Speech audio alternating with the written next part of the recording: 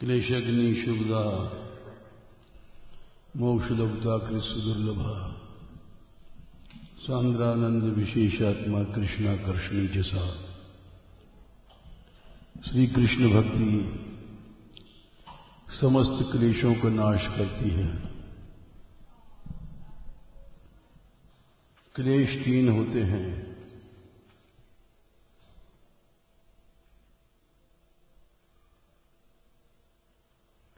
पाप, पाप का मूल वासना, वासना का मूल अविद्या। पाप भी तीन होते हैं।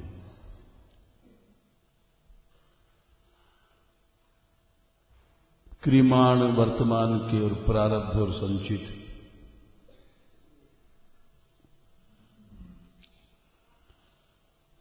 इसलिए ये सभी नष्ट हो जाते हैं, प्रारब्ध भी।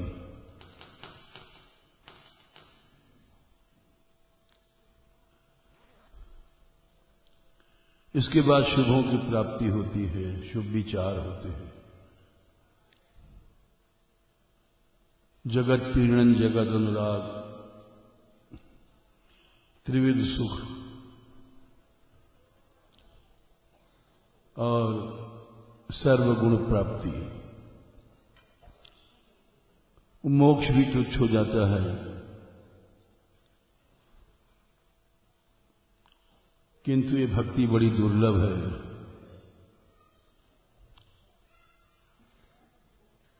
ब्रह्मानंद से अधिक आनंद देती है। स्वयं श्री कृष्ण भी वश में हो जाते हैं।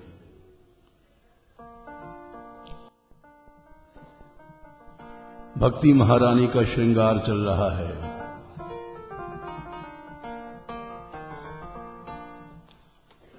उस श्रृंगार में श्रद्धाई फूले औ बटनु श्रवण कथा, मैल अभिमान अंग अंग निछुड़ाइए।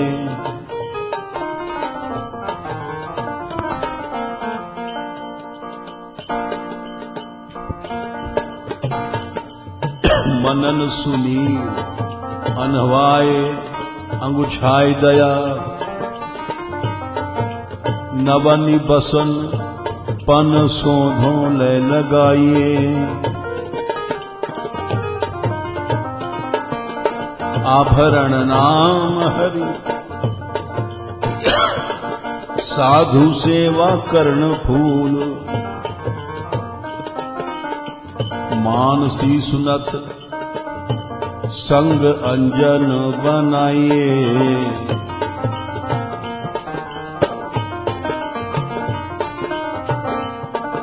भक्ति महारानी को श्रृंगार चारु बीरीचा, रह जो निहार लह लाल प्यारी गाइए।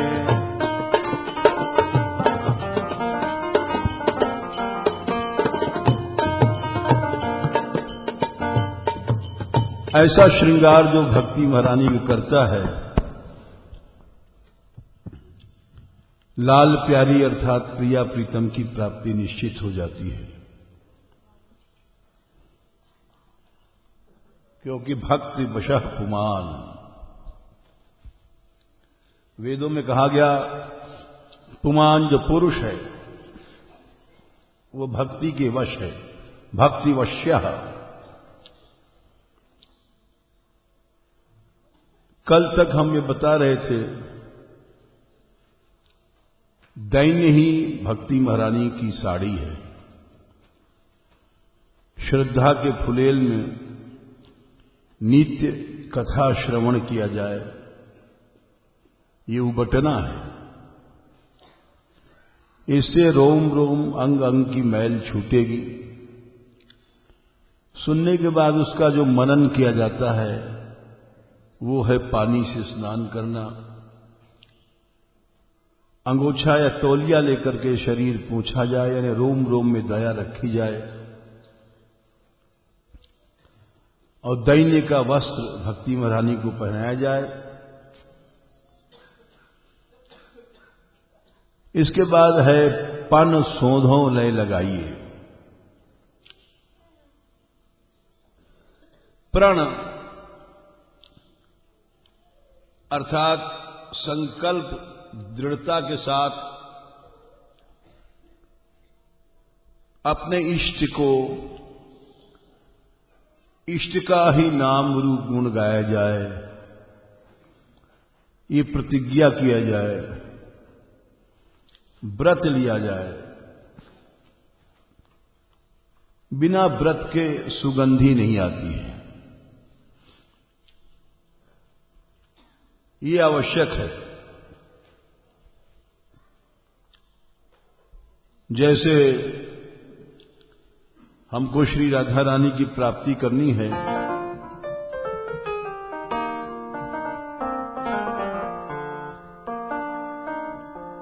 तो प्रण लेना पड़ेगा। जैसे हरवंश जी का प्रसिद्ध दोहा है, रसना कटे रसना कटो जुअन रटो, श्रवण अन फुटो नैन।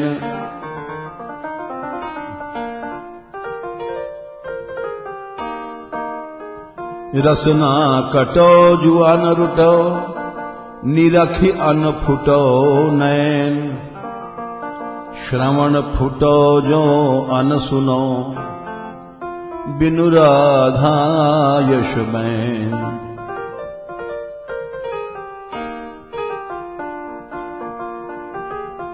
वो जीभ कट जाए जो श्री जी के नाम छोड़ करके कुछ और रटती है, इसको पन कहते हैं।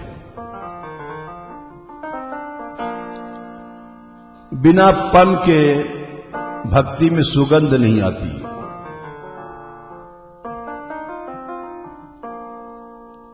रसना कटो जो अन रटो, वो जीभ कट जाए जो कुछ और रटती हो या और सांसारिक बात करती हो। इसके बाद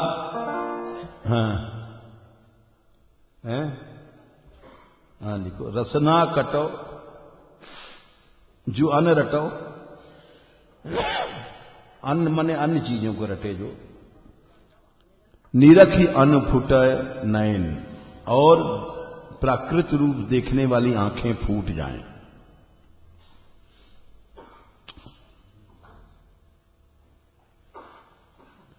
श्रवण फुटो जो अन्न सुनो, वे कान भी फूट जाएं जो संसारी बात सुनते हैं।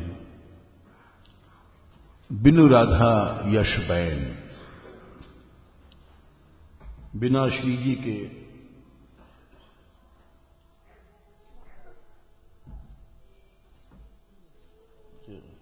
ठीक है, ये मतलब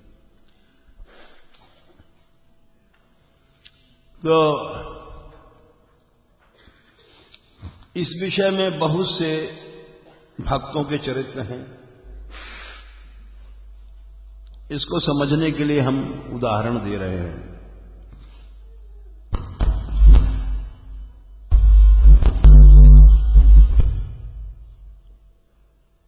ऐसा केवल कहा ही नहीं, भक्तों ने किया भी है।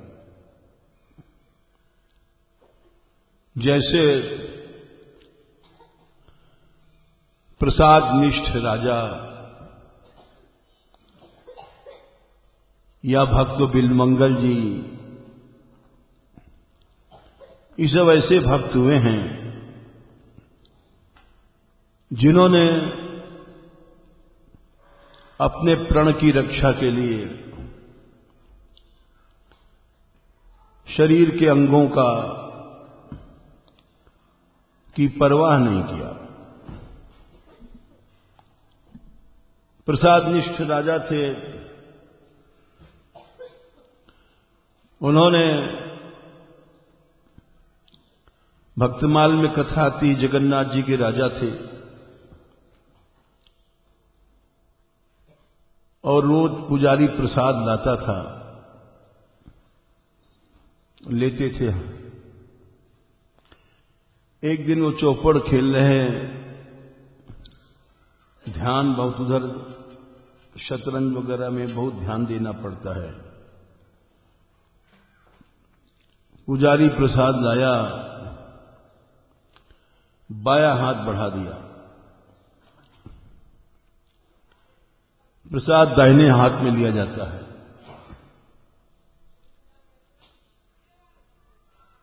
बाएं हाथ में प्रसाद लेने के बाद पुजारी ने दिया नहीं उनको, प्रसाद का अपमान समझ के चला गया।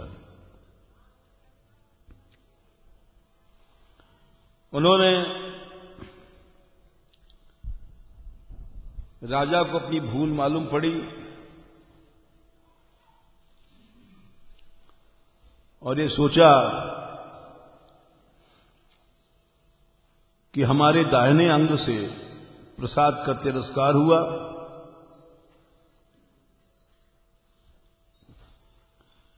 इस अंग को काट देना चाहिए।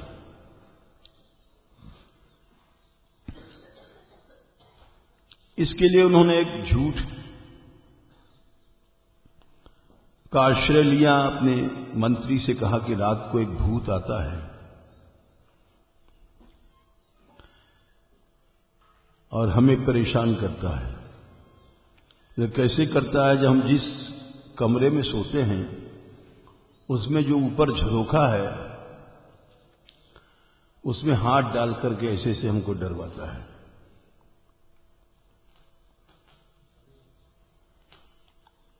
मंत्री बड़े बहादुर होते हैं, बोले अच्छा तो मैं पहरा दूंगा। जिस खिड़की से हाथ झूलता था वहां बैठ गया तलवार लेकर के। राजा सो गए। वैसे ही उनको दिखाने के लिए जब सो गए, थोड़ी देर में राजा साहब उठ करके आधी रात को नीचे से, पलंग के नीचे से चले गए और वहां जाकर के खिड़की में अपना काला कपड़ा लपेट करके दाहिना हाथ निकाला, ऐसे ऐसे किया।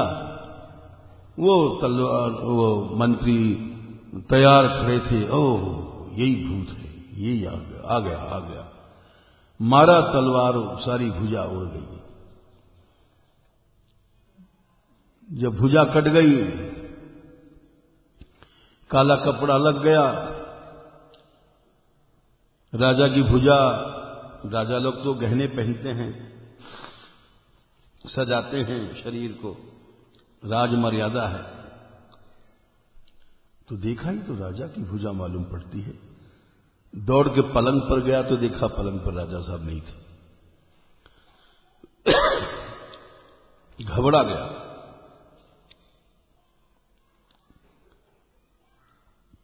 और दौड़ा ऊपर तो देखा राजा साहब गिरे पड़े थे। उन्होंने कहा कि ये क्या हुआ? आपकी भुजा कट गई, ऐसा कैसे हुआ? मेरे द्वारा? राजा साहब ने कहा कि हां, ये मेरी इच्छा थी, तुम्हारा दोष नहीं था। अगर मैं झूठ न बोलता तो तुम मेरी भुजा न काटते। बोले ऐसा आपने क्यों किया? बोले मैं प्रसाद निष्ठ था, प्रसाद लेता था, सावधानी नहीं थी, आज प्रसाद का अपमान हुआ। ये भुजा सांसारिक कामों में लगी थी और इसने उठ करके प्रसाद का सम्मान नहीं किया, इसलिए इस भुजा को काट देना ही ठीक था। शरीर किस काम का? ये सब प्रण है। ये भक्ति में आवश्यक है।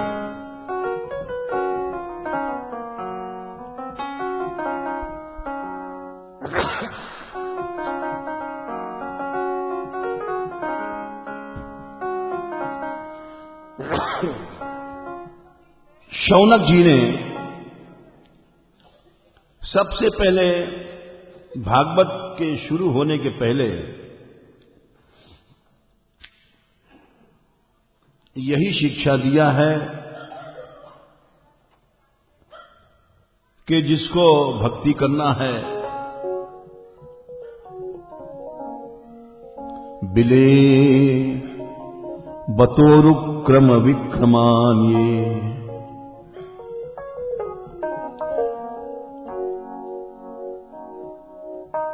राजा की जो भुजा कटी वो बात अभी थोड़ी बाकी है। मंत्री बहुत दुखी हुए, राजा बड़े प्रसन्न हुए। ऐसे शरीर को फेंक देना चाहिए। ऐसा प्रण वाला ही उपासक दृढ़ उपासना कर सकता है, और नहीं तो वो हम जैसे लोग विषयों में भटका करते हैं बिना इस नियम के।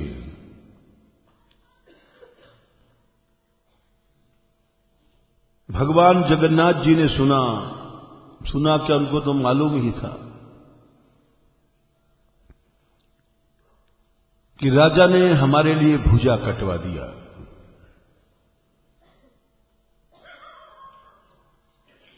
जगन्नाथ जी ने आदेश दिया,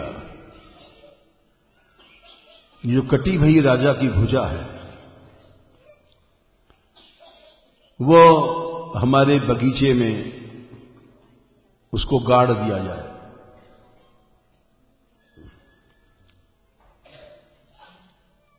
उसको गाड़ दिया गया तो पेड़ बन गया भुजा। उसमें फूल लगने लग गए, जो फूल भगवान को चढ़ते थे।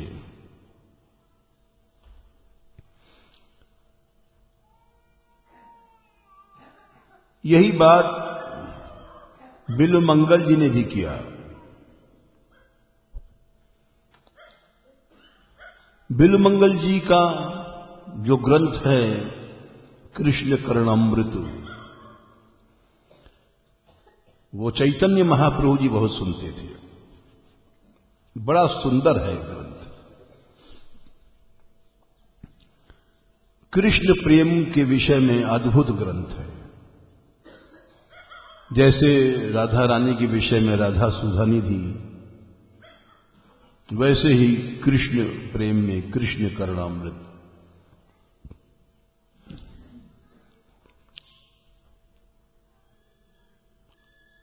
उस कृष्ण कर्णामृत को चैतन्य महाप्रभु जी प्राय सुनते रहते थे।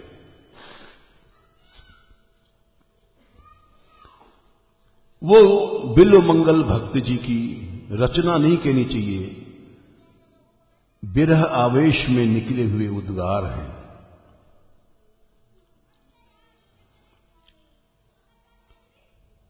उन्होंने भी कहां से कहां पहुंचे,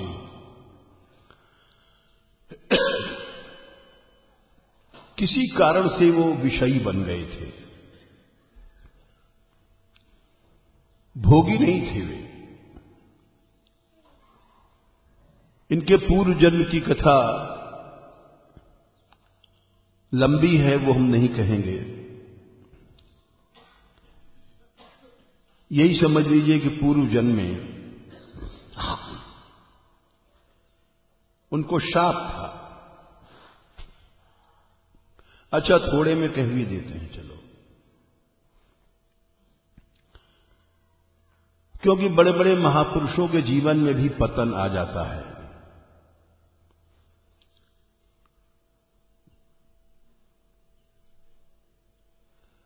वो पतन हम लोगों की तरह नहीं होता। गोसाई जी ने लिखा है, काल कर्म स्वभाव बरियाई, भले प्रकृति बस चुकई भलाई। हम जैसे साधारण लोग तो वैसे ही गिरा करते हैं, लेकिन जो महापुरुष होते हैं उनके जीवन में भी काल या कर्म किसी स्वभाव के कारण से कभी कोई पतन आ जाता है, लेकिन जो सज्जन पुरुष लोग हैं उनके पतन की अवस्था को देख करके बुराई नहीं करते, उनका यश ही गाते हैं। सो सुधार हरिजन की मिले ही, दलि दुख दोष विमल जस देही। उनकी निंदा नहीं करनी चाहिए। तो इनके जीवन में जो पतन आया था बिल्वमंगल जी के जीवन में, वो शाप से आया था। और शाप भी उनको मिला बड़े विरक्त, त्यागी, संयमी, लेकिन एक कन्या का शाप लग गया।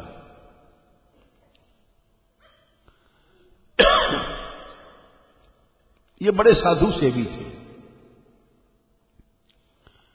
स्वयं कुछ नहीं पाते थे, सब संतों को पवा देते थे। उनको एक भक्ति का नशा था कि भगवान के भक्त भगवान से बड़े हैं, इनकी सेवा करो। कहीं से भी द्रव्य मिल जाता था, भक्तों को खिलाते थे।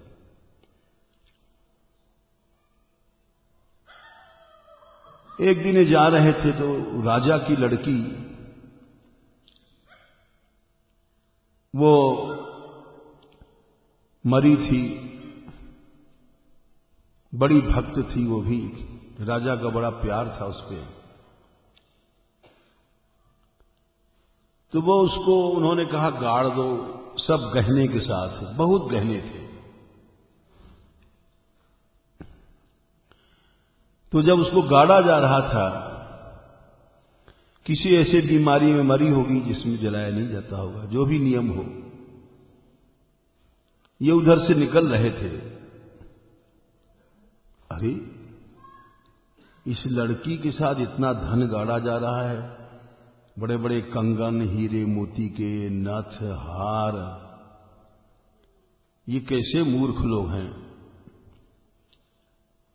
अरे ये तो धन संतों और भक्तों की सेवा में लगना चाहिए, धन तो कोई गाड़ना चाहिए।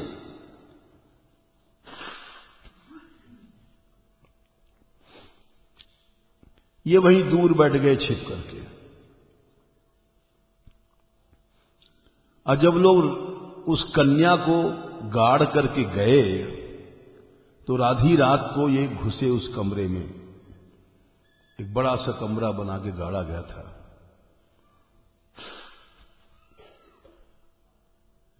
उस लड़की का गहना उतारने के लिए। देखिए वो लड़की कितनी सच्चरित्र थी। जैसे ही उसका शरीर से कंगन वंगन अंगूठी निकालने के लिए चले, आवाज आई, ए! देखा इन्होंने, कोई नहीं, यहां कौन आ जाएगा, कौन आवाज दे रहा है। लेकिन ये तो बड़े साहसी थे, त्यागी थे, डरपोक नहीं थे। देखा, फिर चले हो, फिर आवाज आई, ए क्या करते हो। तो समझ गए कोई न कोई तो है यहां। बोले मैं, तुम कौन हो। बोले मैं साधु। साधु हो करके तुमको वो लज्जा नहीं आती, मेरा शरीर छूने जा रहे हो। वो समझ गए कि इसी कन्या की जीवात्मा है।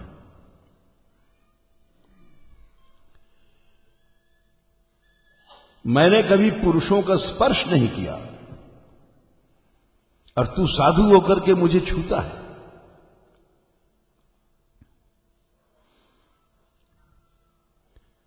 देखो, इस विषय में बताना यह है, ये एक वैज्ञानिक बात है। कई प्रकार के शरीर होते हैं। प्रेत शरीर भी वायु प्रधान होता है। वायवी शरीर कई तरह के होते हैं। पितृश्वरों के भी शरीर वायवी होते हैं, लेकिन वो यातना नहीं भोगते। यातना देह भी वायवी होता है जो नरक में मिलता है, आतिवाहिक देह भी वायवी होता है, और सिद्ध योगेश्वरों के भी शरीर वायवी होते हैं। अलग अलग शक्ति, अलग अलग सामर्थ्य होती है। तो वायवी शरीर वालों, जैसे पितृलोक में हमारे जो मां बाप बैठे हैं, उनका संबंध मरने के बाद भी अपनी संतान से रहता है।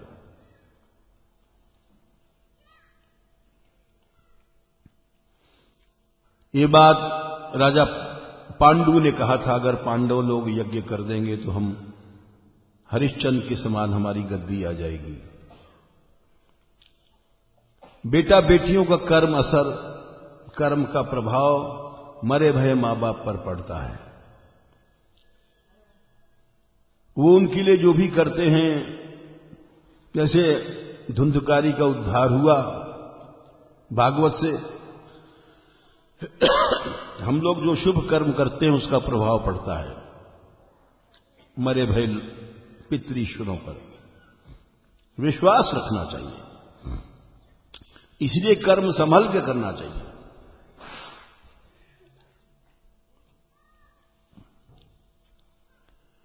जो व्यक्ति इस सिद्धांत को जानता है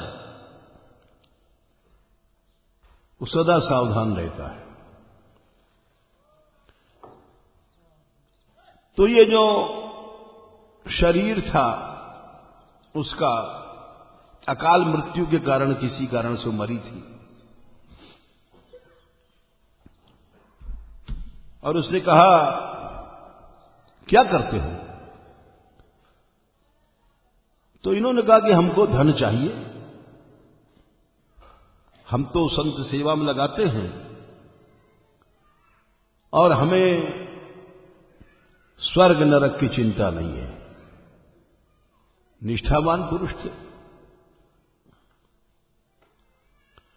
निष्ठावान पुरुष डरता नहीं है। हम जैसे लोग डरपोक होते हैं, निष्ठा नहीं है, इसीलिए। निष्ठावान पुरुष डरता नहीं मौत फौत से।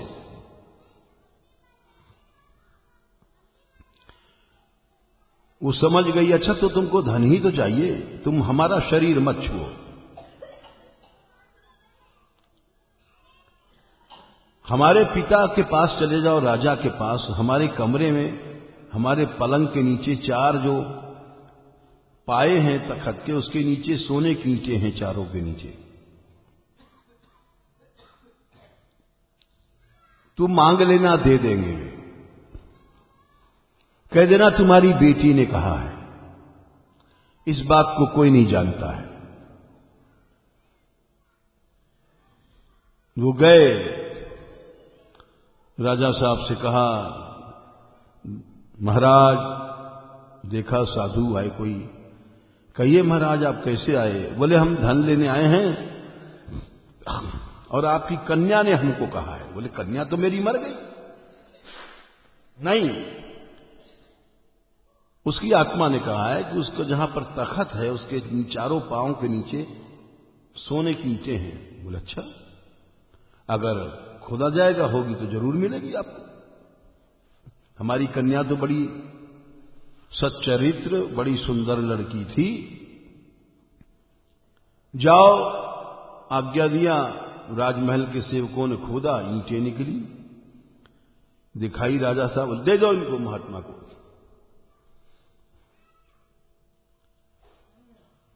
सब ईंटें दे दी गई, वो ले गए। उनको तो यज्ञ करना, पंगत करना, सब पैसा खर्च हो गया। पैसा खर्च करने में क्या लगता है? खूब दान दो करो, भी 1 करोड़ रुपए एक दिन में खर्च कर दो। संग्रह करने में टाइम लगता है, खर्च करने में थोड़ी लगता है। अब जब खत्म हो गया पैसा तो बोले अब क्या करें भाई। वो फिर वहीं पहुंचे जहां कन्या गड़ी थी। वो कमरा खोदा, फिर घुसे उसमें। जैसे चले छूने, हाँ हाँ मैंने समझ लिया। बोले हमने तो तुझे धन दे दिया। अरे धन दिया तो क्या वो खत्म हो गया?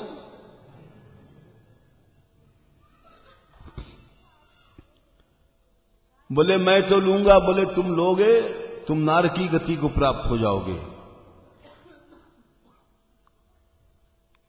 ये बोले नारकी तो हम हैं ही, हमें भक्तों की सेवा करनी है। नरक मिलो चाहे कुछ मिलो। निष्ठावान व्यक्ति जो होते हैं, उन्होंने जबरदस्ती उनके शरीर को छुआ और पांव के नूपुर भी छुआ, वगैरह सारा अंग अंग रोम रोम गहने का था, उतार दिया। उस कन्या ने शाप दिया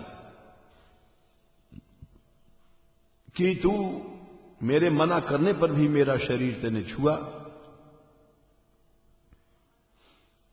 इसलिए तू वेश्यागामी हो जाएगा बहुत जल्दी।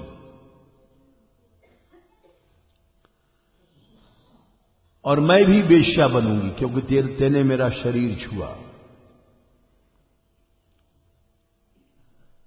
मैं ही तेरे पतन का कारण बनूंगी क्योंकि मेरे ही कारण तूने अपना साधुता नष्ट किया और मेरे ही कारण तेरा उद्धार भी होगा। शाप दिया उसने।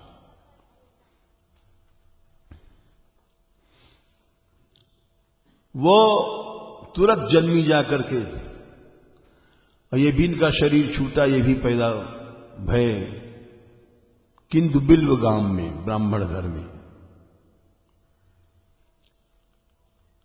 और बहुत जल्दी वो 14-15 साल की जवान हो गई, वेश्या की लड़की बनी। पूर्व जन्म के शुभ कर्मों से उसका ऐसा सुंदर रूप था, कला थी, ऐसा सामान्य लोगों में नहीं होता है। ये भी किंदुबिल कृष्ण वेना नदी के किनारे दक्षिण भारत में ये पैदा हुए। इनका विवाह हुआ और शाप के कारण ये एक दिन कृष्ण वेना नदी के उस पार पहुंचे। वहां उसकी हवेली थी। बहुत जल्दी उसका इतना वैभव बढ़ा, बड़े बड़े राजा रजवाड़े भी उस लड़की के दर्शन गाना सुनने को तरसते थे। बड़ी सुंदर हवेली, धन संपन्न वेश्या बनी।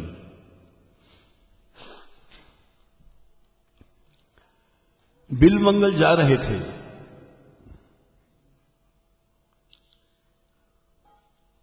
देखा उन्होंने उस वेश्या को और उसने इनको देखा। दोनों ही आसक्त हो गए। ये पूर्व जन्म के कर्म होते हैं। पूर्व जन्म के कर्म के अनुसार ही शत्रु मित्र सब मिला करते हैं।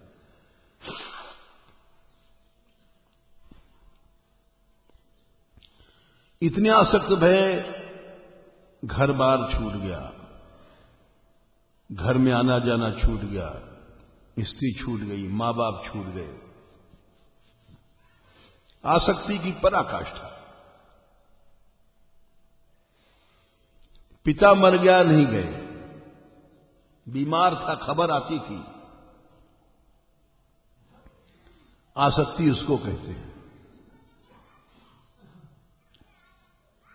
आखिर में जब श्राद्ध के दिन आया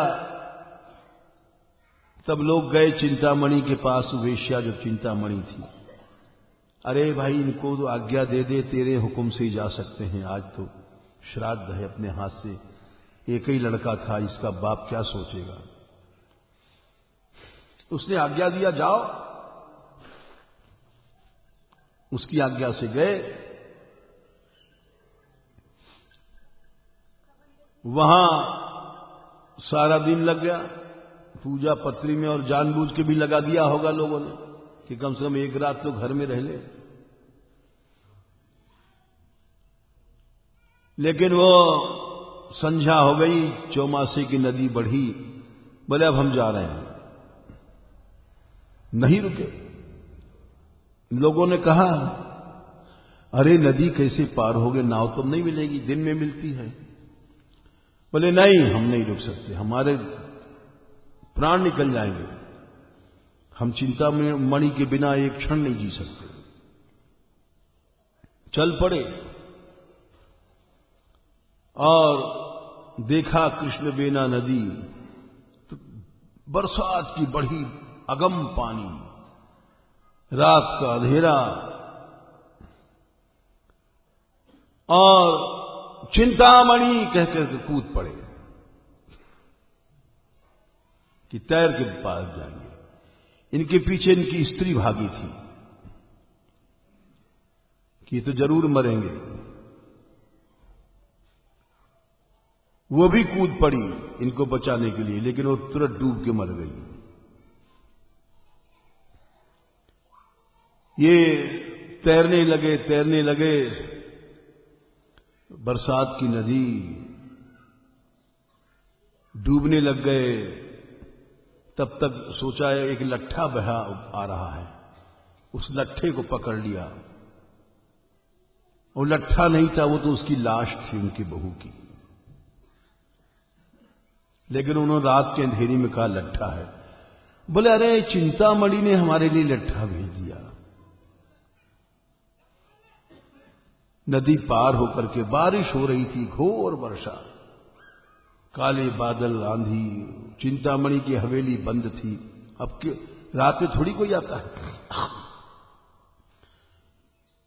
पहुंच के आवाज दिया चिंतामणि चिंतामणि। बादलों की गर्जना में कुछ सुनाई नहीं पड़ रहा है, किवाड़े बंद हैं, ऊपर अटाप सो रही है, सेवक लोग भी सो रहे हैं।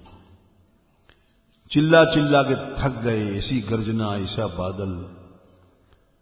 तो पीछे बोले अब चढ़े कहां से। पीछे हवेली के पीछे एक काला अजगर लटक रहा था ऊपर से। बोले अरे चिंतामणि ने तो रस्सी लटका दिया हमारे लिए, देखो कितना प्रेम करती है।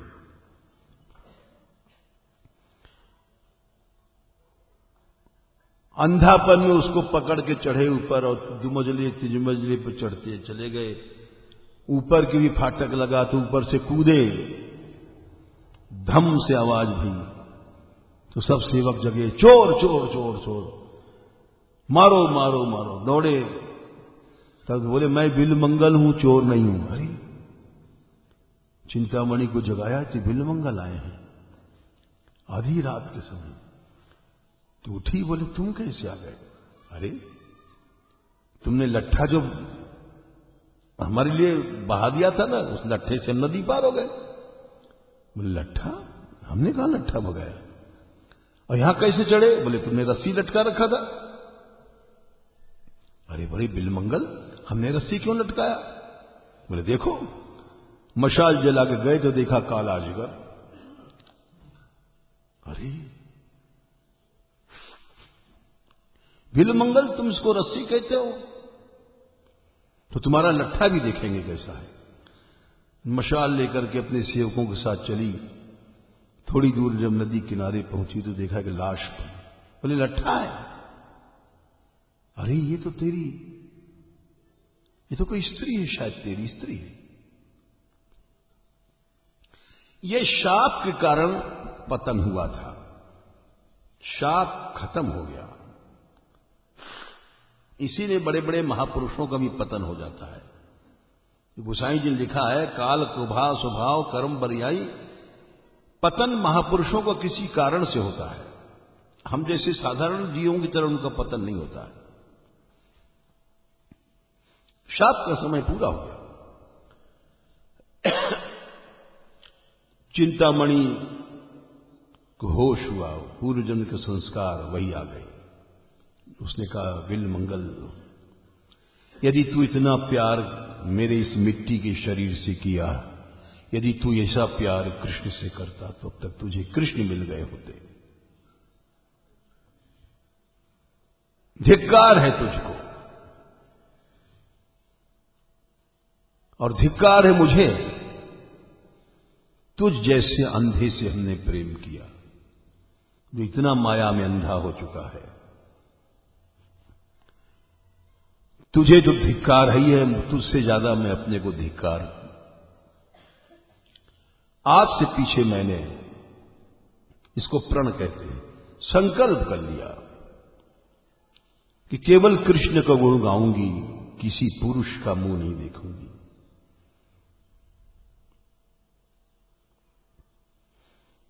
जा, अपना मुंह मत दिखाना, आज से मेरा नियम हो गया है। उठी चल पड़ी। इनके भी संस्कार जागे। भाई सच कहती है चिंतामणि, धिक्कार है हमको। वो भी उठे और विरक्त साधु बन गए और सोमगिरी नाम के गुरु से जाकर दीक्षा लिया, भजन करने लग गए। एक दिन वो जा रहे थे, किसी पनघट पर कोई नई स्त्री बहू मिली, उसको देख के मोहित हो गए। विषयों के संस्कार पड़ जाते हैं। उसके पीछे पीछे चल पड़े। वो परेशान अपने घर के भीतर घुसी और अपने पति से कहा, वो सती थी, ये कौन है साधु मेरे पीछे चला आया है। वो भक्त था। गया, बोले महाराज जी आप कैसे आए हैं? बोले हम तुम्हारी स्त्री के रूप के कारण आए। अरे बोले ये तो एक बड़ा निर्मल हृदय का कोई व्यक्ति है, ऐसा कौन कह देगा? भोला साधु है। बोले फिर आप क्यों खड़े हैं? बोले हम खड़े हैं उसी के दर्शन के लिए, जब तक दर्शन नहीं मिलेगा हम खड़े रहेंगे। ओह, ये तो बड़ा पक्का नियम है। बोले आप घर चलिए भीतर। हाँ, भीतर चले गए। वो सती बोली इनको क्यों लाए? बोले अरे क्यों ना लावे, ये तो बड़ा निर्मल मन का आदमी मालूम पड़ता है, अपने दोषों को स्वयं बताता है, ये कोई साधारण व्यक्ति तो नहीं है। साधारण व्यक्ति कपटी, छली, चोर, ये तो महापुरुष है। वो ऐसा भक्त निकला। बोले तुम जाओ देवी, श्रृंगार करके ऊपर अट्टा पे, ये तुमको देखना चाहता है, तुम इसको दर्शन दो। मैंने पहचान लिया ये कोई साधारण व्यक्ति नहीं है। बोले आप कह रहे हैं? बोले हां मेरी आज्ञा है।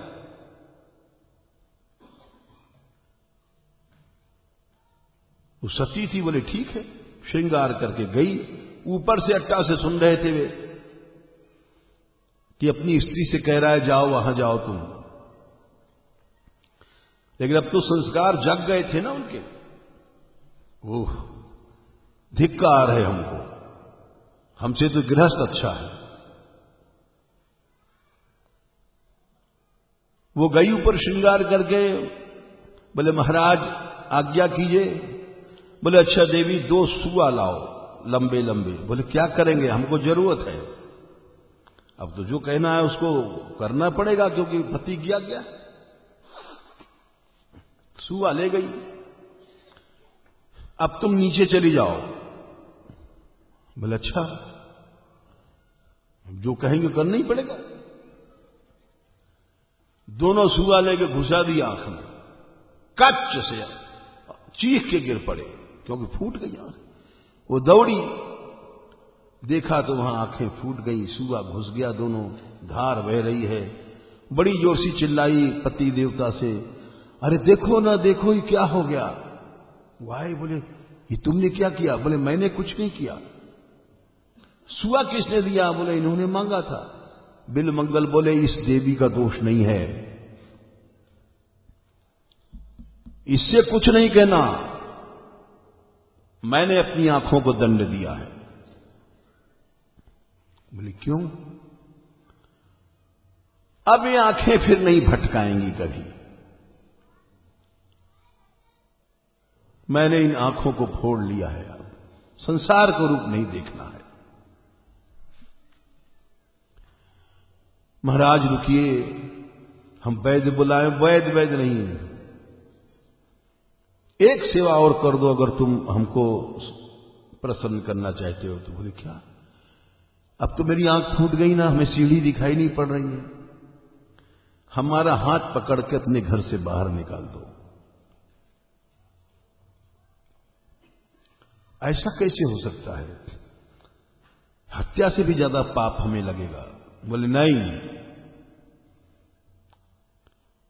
किसी संसार में अब जीव का आश्रय नहीं लूंगा, मरूं चाहे जीऊं, कृष्ण का आश्रय लूंगा।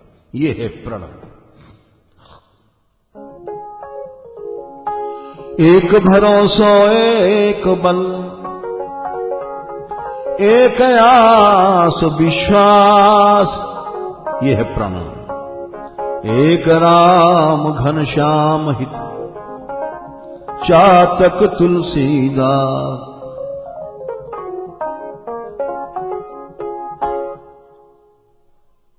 तुम नहीं निकालोगे तो मैं बिना भोजन के, बिना पानी के प्राण छोड़ दूंगा।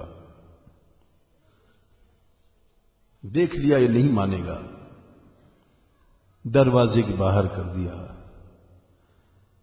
बिल्व मंगल हजारों किलोमीटर वहां से अंधे लड़खड़ाते गड्ढे में गिरते और पुकारते कृष्ण को आए हैं।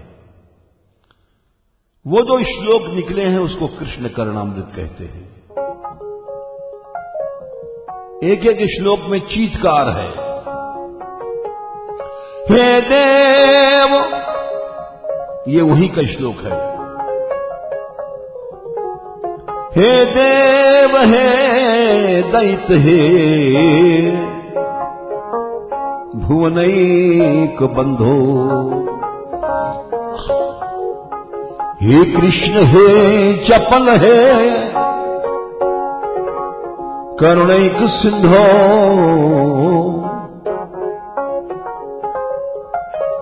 हे नाथ, हे रमण, हे नयनाभिराम, हा हा कदानुभवितासि पदम दृशोर में। तुम देव हो, तुम दैत्य हो, तुम ही प्यारे हो संसार में, सब झूठ है, कहीं प्यार व्यार नहीं है। हे भुवनैक बंधो, सबके बंधु सच्चे तुम ही हो, बाकी सब झूठ है। हे कृष्ण, तुम्हारा नाम कृष्ण है। चपल, तुम बड़े चंचल हो, लीलाधारी हो। नयनाभिराम, तुम बड़े सुंदर हो। हे कृष्ण, हे चपल, हे नैना, हा हा कदानुभवितासी, कब तुम्हारा दर्शन होगा। करुणैक सिंधो, तुम करुणा के समुद्र हो। हे नाथ, तुम ही एकमात्र नाथ हो, तुम ही रमण हो। ऐसे चीखते चीखते वृंदावन आए हैं। वृंदावन में उनको बंशी सुनाई पड़ी है और कथा तो बहुत लंबी है, हमें तो सिर्फ इतना उदाहरण देना था।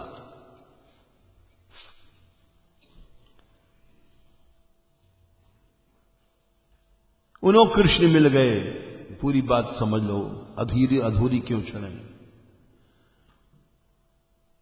और उनको श्री कृष्ण स्वयं रोज दूध भात का एक कुल्हड़ लेके जाते थे बिहारी जी, अपने हाथ से। वो एक कुंज बैठ करके गाया करते थे। कोई लड़का एक आता था, रात को दूध भात का कुल्हड़ दे जाता था।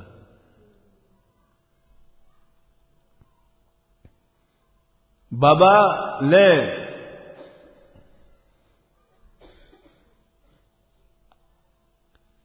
दिन रात कृष्ण गुण गाते थे, उनकी ख्याति बढ़ी।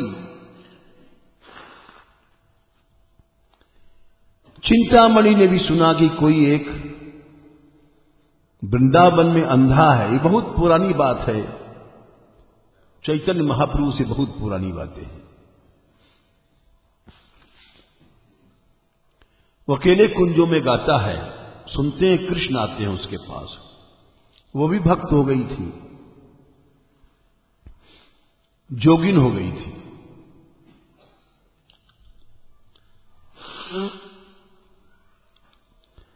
वो आई,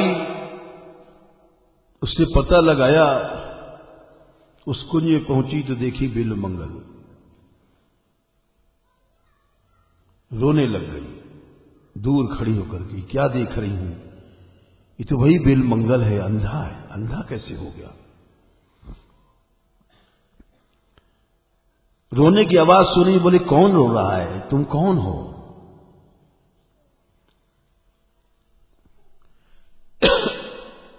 बोलती क्यों नहीं हो? उसने कहा तुम बिल्व मंगल हो ना? आवाज पहचान लिया। बोले तुम चिंतामणि हो ना? हां। तुम अंधे कैसे भय?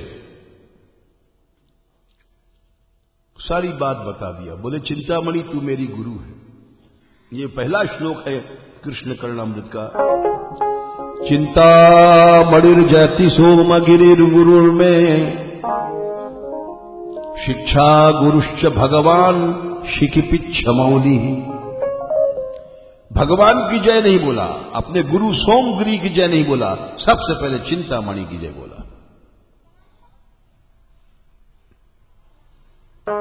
चिंतामणिर्जयति सोमगिरिर्गुरुर्मे शिक्षा गुरुश्च भगवान शिखिपिच्छमौली। यत्पाद पल्लव शेखरेषु लीला स्वयंवर रसम लभते जयश्री।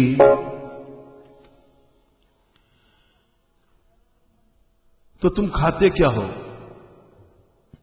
बोले देखो अभी तुम्हारे सामने रखा है ना, कोई लड़का आता है,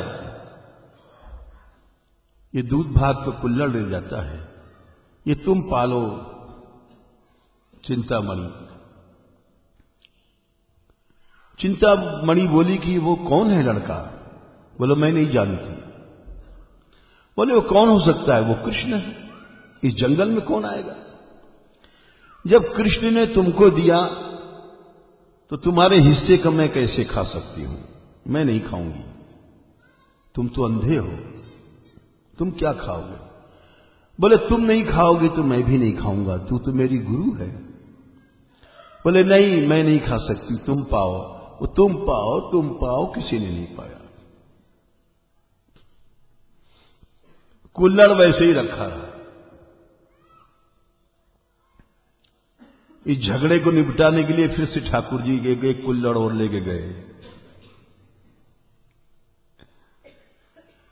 बोले बिल्व मंगल जी बाबा, ओ बाबा ले एक कुल्हड़ और ले ले, तेरे पास कोई आई है।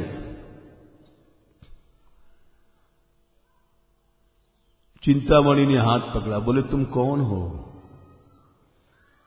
तुमको कैसे पता पड़ा कोई आई है? तुम अपने रूप में क्यों नहीं आते हो? ऐसा कहते हैं दोनों को दर्शन हुआ। ये प्रण है, दोनों ने पन निभाया और ऐसा निभाया कि कृष्ण मिल गए। तो इसीलिए यहां कहते हैं प्रियदास जी कि भक्ति के श्रृंगार करना है तो दैन्य का कपड़ा, उसके ऊपर कोई अपना नियम प्रण, उसका इत्र लगा दो। श्रद्धाई फूलेल औबटनो श्रवण कथा, मैल अभिमान अंग अंगानी छुड़ाइए, मनन सुनीर, अनवाय अंगुछाई दया, नवनी बसन पन शोधों लगाइए। आभरण नाम हरि साधु सेवक कर्णपूर, मानसी सुनत संग अंजन बनाइए। भक्ति महारानी को श्रृंगार चारु बीरी चाह, रहे जो निहार लह लाल प्यारी पाइए। लाल प्यारी गाइए। प्रण के और भी उदाहरण देंगे कल। क्लेशग्नि शुभदा,